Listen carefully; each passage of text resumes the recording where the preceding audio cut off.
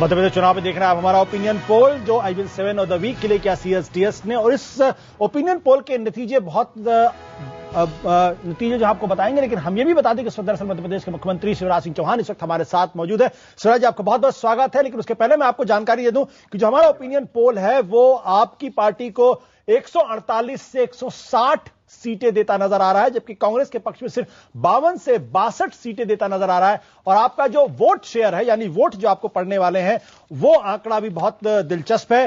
कांग्रेस को सिर्फ 33% और बीजेपी को 44%, यानी 11% का फासला आप और कांग्रेस के बीच में है। ये आंकड़े अगर वोटों में तब्दील होते हैं तो आपकी सरकार बननी बिल्कुल तय है और शायद भारी मतों से बहुमत मिलता नजर आ रहा। आपको की पहली प्रतिक्रिया क्या होगी इन आंकड़ों पर?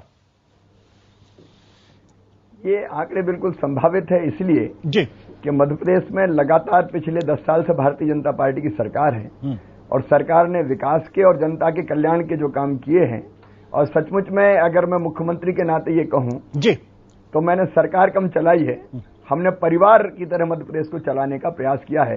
जनता और हम एकात्म जैसे हो गए हैं और एक तरह से सरकार चलाने में जनता की राय भी शामिल है। कई पंचायतें हमने की है और इसलिए हम जहां जनता के बीच में जाते हैं वहां उनका जो स्नेह मिलता है, प्यार मिलता है, आशीर्वाद मिलता है, उसको देख के उनकी आंखें बताती है, उनके चेहरे के भाव बताते हैं कि उनके मन में बड़ा स्नेह, प्रेम और आत्मीयता का भाव है। शिवराज जी, और इसलिए हम लोगों को लगता है कि जी ये हम लोगों को लगता है कि इसको अपना करिश्मा मान रहे हैं या पार्टी के संगठन की बात कर रहे हैं?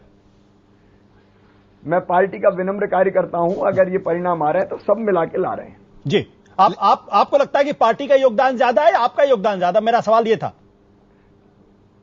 पार्टी का योगदान ज्यादा है, मैं तो सामान्य कार्यकर्ता हूं पार्टी का। सब मिलकर काम करते हैं, इसलिए सबके काम का जो सामूहिक परिणाम होता है जी वो दिखाई देता है।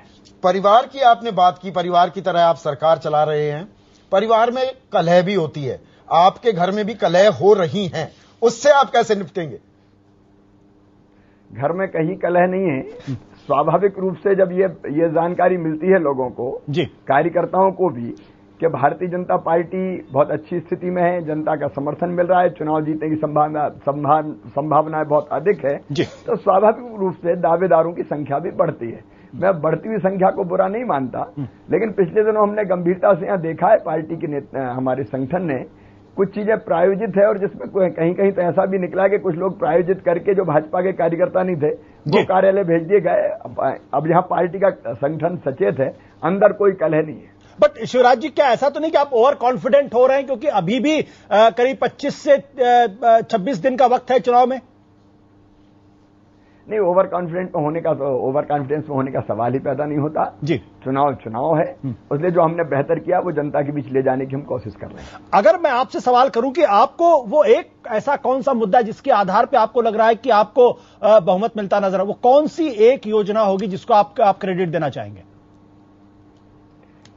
मैं ये मानता हूं सोशल सेक्टर में हमने जो काम किए हैं, अब वो एक योजना तो बताना पूरी तरह से न्याय नहीं होगा, लेकिन माँ बहन और बेटियों के लिए लाडली लक्ष्मी योजना से लगा के, कन्या विवाह योजना से लगा के, गांव की बेटी योजना से लगा के, 50% रिजर्वेशन से लगा के, और गरीबों के कल्याण के भी जो हमने काम किए, मजदूर हो, हाथ ठेला वाले हो, साइकिल रिक्शा चलाने वाले हो, हमाली करने वाले हो, घरों में काम काज करने वाली माताएं बहनें हो, ये जो हमारा कमजोर तबका था उसकी भलाई के लिए जो काम किया हमने, उसका बहुत प्रभाव, और किसान भी प्रसन्न है। इन जो ये हम आंकड़े दिखा रहे हैं, ये प्री पोल सर्वे है शिवराज जी। आपका काम, आपकी सरकार का काम, जाहिर सी बात है उसी को इनाम देता दिख रहा है एक मतदाता, लेकिन मोदी फैक्टर, नरेंद्र मोदी का कितना योगदान है? उन्होंने भोपाल में आके रैली भी कर ली है। मैं मानता हूं नरेंद्र जी का भी बहुत योगदान है, सबका योगदान है निश्चित तौर पर, तभी तो इस तरह के परिणाम। मैं एक बात स्पष्ट रूप से कहूं कि मैं व्यक्तिवादी सोच वाला नेता नहीं हूं जी। मैं हमेशा अपने आप को सामान्य कार्यकर्ता मानता हूं, और मैं मानता हूं कि केंद्रीय नेतृत्व, जिसमें माननीय नरेंद्र मोदी जी भी शामिल हैं, बड़े प्रभावी और लोकप्रिय हमारे नेता हैं, प्रधानमंत्री पद के हमारे उम्मीदवार हैं, और मुझे पूरा विश्वास है कि हम सफल होंगे, कामयाब होंगे। उन सबका योगदान निश्चित तौर पर है। बट शिवराज जी, कुछ लोग तो ये भी कहते हैं कि आप भी प्रधानमंत्री पद के उम्मीदवारों की लिस्ट में हैं। आप, सवाल ही पैदा नहीं होता। मैं मध्य प्रदेश में रह रहा हूं, मध्य प्रदेश में ही रहूंगा। अभी तो मेरा शरीर, मन, बुद्धि और आत्मा ये सब मध्य प्रदेश की प्रगति और विकास के लिए समर्पित है। इसके आगे ना मैं देख पाता हूं ना सोच पाता हूं। लेकिन शिवराज जी, आप लगातार अपने आप को एक सामान्य कार्यकर्ता बता रहे हैं। आप अब तीसरी बार मुख्यमंत्री बनेंगे। कमाल का आप वहां पर काम कर रहे हैं, जो हमारा सर्वे यहां पर बता रहा है, अगर मैं इसे सही मानूं, और इसीलिए हम इसे दिखा भी रहे हैं। आपको कार्यकर्ता की भूमिका में ही रखना चाहती है कि आपकी पार्टी में अब बहुत से लोग संगठन से भी बड़े हो गए हैं, आपको वो दर्जा, वो ओहदा क्यों नहीं मिलता है, या वो सम्मान क्यों नहीं मिलता है? ये मेरी ही पार्टी है, भारतीय जनता पार्टी, जो मेरे जैसे सामान्य कार्यकर्ता को मुख्यमंत्री जैसी जिम्मेदारी देती है, और इसलिए हमारी पार्टी अद्भुत और अनूठी है। और हम ये मानते हैं कि पार्टी के कारण ही हम ये बेहतर काम कर पा रहे हैं। पार्टी ने जो जिम्मेदारी दी उसको बेहतर ढंग से निभाने का एक अच्छे कार्यकर्ता के नाते हमने प्रयास किया। बट शिवराज जी, आपकी जो 5 साल की सरकार थी, इसमें बहुत सारे गंभीर भ्रष्टाचार के आरोप भी आपकी पार्टी के कई लोगों के ऊपर लगे, कुछ वरिष्ठ नेताओं के ऊपर कुछ दूसरे तरीके के भी आरोप लगे, लोकायुक्त के बहुत सारे छापे पड़े, कुछ बड़े ब्यूरोक्रेट्स पे भी पड़े। क्या आपको लगता है कि कहीं भ्रष्टाचार को रोकने में आपकी जो पकड़ थोड़ी कम हुई थी? देखिए, मैं साफ कहूं, हमने लोकायुक्त को इतना मजबूत बनाया। मैं तो कहता हूं, चुनौती देके कौन से प्रदेश में लोकायुक्त के इतने अधिकार है कि वो जहां जाए और सूचना प्राप्त हो और छापे मारे। ये केवल मध्य प्रदेश में और मध्य प्रदेश में है। दिल्ली में मार दो छापे, दिल्ली में कितनी निकलती है। हमारी विशेषता ये है कि हमने ये कहा कि अगर है तो छुपाना नहीं, मारिए छापे, अधिकार दिए। लोकायुक्त को हमने अधिकार संपन्न बनाया। हमने ये कानून बनाया कि आय से अधिक संपत्ति की शिकायत अगर किसी लोक सेवक के पास मिलती है तो हम स्पेशल कोर्ट हमने बनाए, वहां छापे पड़ेंगे। छापे पड़ने के बाद स्पेशल कोर्ट पर मामला जाएगा, उसकी संपत्ति राजसात कर ली जाएगी। कितने प्रदेशों में ये हो रहा है। देखिए, भ्रष्टाचार को दूर करने के लिए, नियंत्रित करने के लिए हमने ई टेंडरिंग, ई मेजरमेंट और ई पेमेंट की जो नीति है वो हमने लागू की सारे वर्क्स डिपार्टमेंट्स में। हमने लोक सेवा प्रदाय गारंटी अधिनियम बनाया था कि निश्चित समय सीमा में अगर किसी जनता के किसी हमारे साथी का काम ना हो तो उनके खिलाफ जो संबंधित अधिकारी उनके खिलाफ कार्रवाई करें, उनका जुर्माना लें और हर्जाना जिसका काम नहीं होता उसके रूप में दें।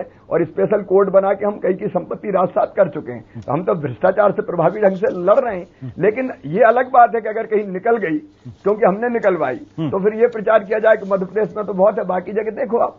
नहीं शिवराज जी, पर एक आम आदमी की, और आप बात बड़े ध्यान से सुनते हैं, एक आम आदमी के जहन में क्या तस्वीर जाती है? कोई ब्यूरोक्रेट है, कोई नौकरशाह है, कोई छोटा अधिकारी भी है। मतलब आपको टेलर मशीन ले जानी पड़ती है वहां पर काउंट करने के लिए कि कितना पैसे की बरामदगी हुई है। ये भी एक तस्वीर जा रही है। आपको थोड़ा दुख होता है मध्य प्रदेश की इस तस्वीर को देखकर? नहीं, मुझे दुख बिल्कुल नहीं होता कार्रवाई देखकर। मुझे लगता है कि ऐसी कार्रवाई करने की जरूरत है जी, और भी ज्यादा है। हम आगे भी करेंगे। कोई दावे के साथ ये नहीं कह सकता कि हमारे यहाँ एक नए पैसे की गड़बड़ नहीं होती। इतना बड़ा सिस्टम है, उस सिस्टम में कहीं न कहीं कमियां और कई तरह के व्यक्ति हैं, कमियां होती है।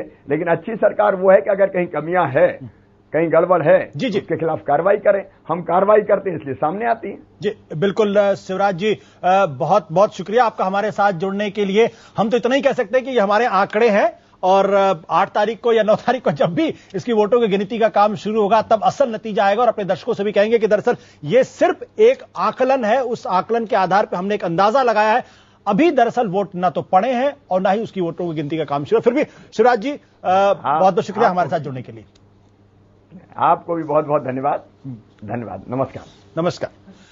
तो ये था मध्य प्रदेश और छत्तीसगढ़ पे हमारा जो विधानसभा चुनाव है विशेष कार्यक्रम, और हमने प्री पोल सर्वे किया था IBN7 द वीक के लिए सर्वे किया था CSDS ने, और उसके आधार पे जो नतीजे हैं वो बिल्कुल स्पष्ट, छत्तीसगढ़ और मध्य प्रदेश दोनों जगह ही बीजेपी की सरकार काफी ज्यादा बहुमत से बनती हुई नजर आ रही है। लेकिन फिर मैं कहूंगा कि ये आकलन है, अनुमान है। दरअसल असल वोट जब बाद में पड़ेगा तब हकीकत सामने आएगी। आज बस इतना ही, और हमारे मेहमानों को बहुत बहुत शुक्रिया जिन्होंने इस बातचीत में हिस्सा लिया। बिल्कुल, और कल हम आपको दिखाएंगे राजस्थान की तस्वीर। 2 राज्यों में बीजेपी मुस्कुरा रही है, कमल फिर से खिलता दिख रहा है। राजस्थान की तस्वीर कल रात 8 बजे। नमस्कार।